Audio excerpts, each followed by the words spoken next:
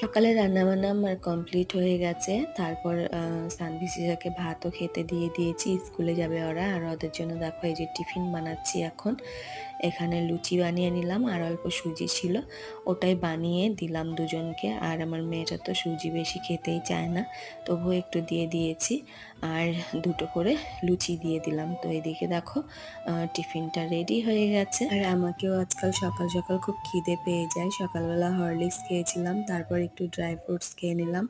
তারপর দেখো আমি একটু সয়াবিন ভিজিয়ে রাখলাম। আজকে তো আমাদের নিরামিষ, যেহেতু বৃহস্পতিবার। তো দেখো সয়াবিন দিয়ে আলু দিয়ে রান্না করব। তো ভেবেছিলাম পনির করব, বরকে বলেছিলাম আনার জন্য, কিন্তু ও ভুলে গিয়েছে।